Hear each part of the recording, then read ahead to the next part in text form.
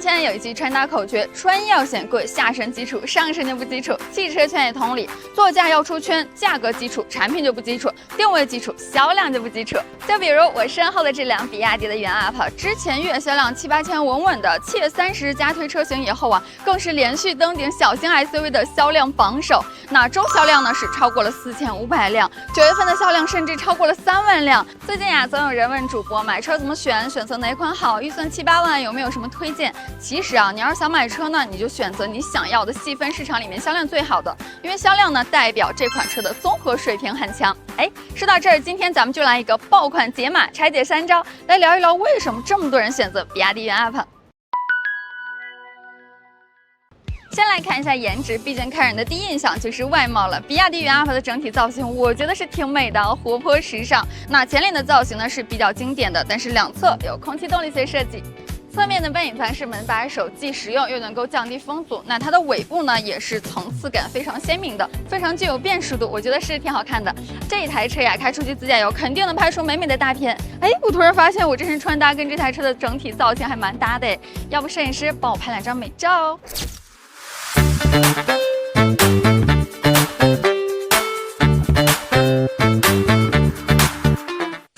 颜值，我突然想到，比亚迪元家族的足迹已经遍布了116个国家和地区了耶，属实是全球车大 IP 了。现在我看这款车呢，就有一种看自驾人走向戛纳红毯的感觉，既熟悉又陌生。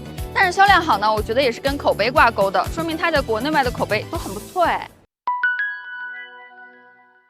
再一个，比亚迪元 UP 7万出头的价格，可是小型 SUV 哦，空间实用性上肯定是比2厢车更实用了。那买车呢，咱们也遵循一个原则，买新不买旧，买大不买小。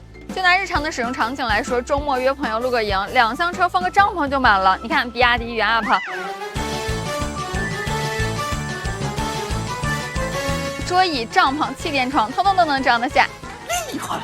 车身尺寸方面呢，这台车的长宽高分别为4310、1830、1675毫米，轴距呢是2620毫米。你看后排坐3个人，我觉得完全没问题，翘一个2郎腿也是轻轻松松。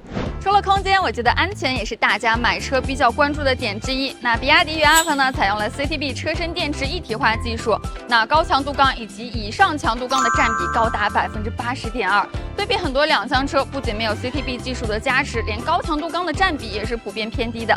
而且比亚迪元 UP 呢是全系标配了前后驻车雷达以及360度全景影像，这个我觉得对于新手司机开车呀、停车呀来说呀都更有底气了。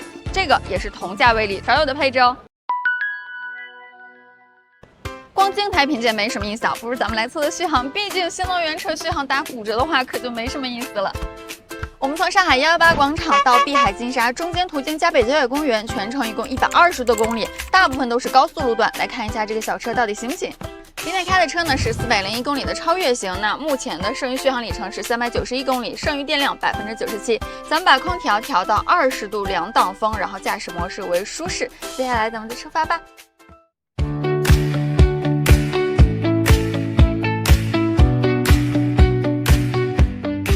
该说不说啊，今天天气真的好热呀！你看现在外面34度，感觉东北都已经过冬了，上海还在过夏天。这个对于测续航来说真的非常的不友好。哎，我突然想到，你们知道为什么7月30日比亚迪元 UP 加推车型之后销量猛增吗？其实我觉得最主要的原因啊，就是它把性价比做到了极致。你看7.48万元起的301公里的领航型，它是入门版本吧，对吧？它给你前排的自动恒温空调，后排呢还给你独立的空调出风口。你就说这些舒适性的配置都给你配齐了。咱们对比一下同价位的吉利星越的青春版，不仅是手动空调，后排的独立空调出风口更是想都别想。而且呢，入门版本也给你配备了 D-Link 智能网联系统，语音交互真的非常厉害，给你们体验一下啊！你好，小迪。在听。我好热呀。没问题，温度调到18度了。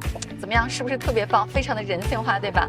而且呢，像一些更高级别车型才有的自动的上下电呀，以及3.3千瓦的对外放电呀，这一台车也有。像咱们周末约朋友露个营啊，整点小烤肉呀，煮点小火锅呀，岂不是很惬意？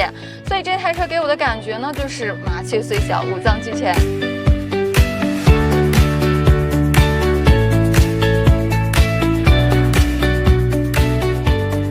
好好的，我们现在到嘉北郊野公园了。刚才呢，我们一共行驶了35公里，那现在的剩余续航里程是348公里。我算了一下啊，目前的续航达成率是81折，其实我觉得挺不错嘞，因为刚才一直都是高速在开，而且今天天气真的非常的炎热，你看给我这里都晒通红。那接下来呢，我们还有82公里的里程要开，其实我也很期待它最终的成绩啊。那接下来咱们就继续出发吧。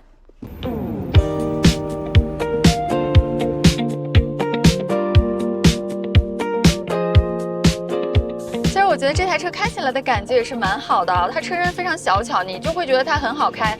而且呢，这台车不论是它的隔音啊，还是滤震呀，在这个价位来说都是很值的。我觉得光开好像没什么意思啊，不如咱们来段音乐。你好，小迪。你好呀。播放《稻香》。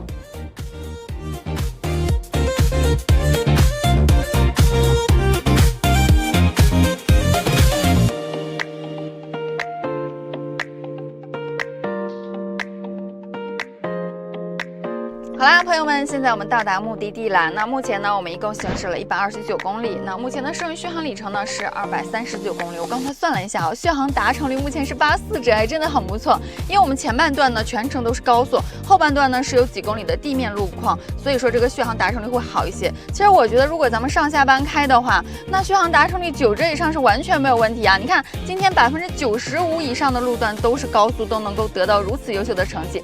这台小车目前行驶下来，它的能耗表现我是挺满意的。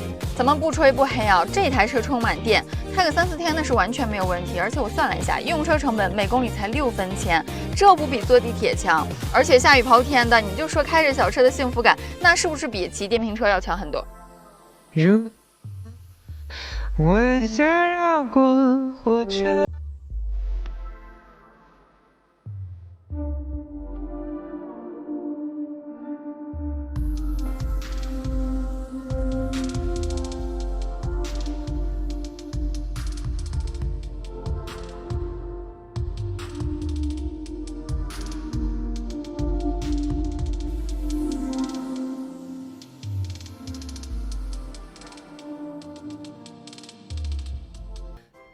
从7.48万元入门级高配的满满长翼，再到空调全开、高速续航84折的硬核实力，再到对外放电、智能语音交互这些戳中日常的细节，我觉得比亚迪的元 UP 根本就不是在卖代步车，而是在给年轻人创造一辆低成本、高幸福的出行伙伴。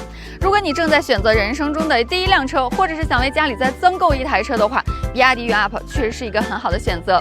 那本期视频就到这里，下期再见喽，拜拜。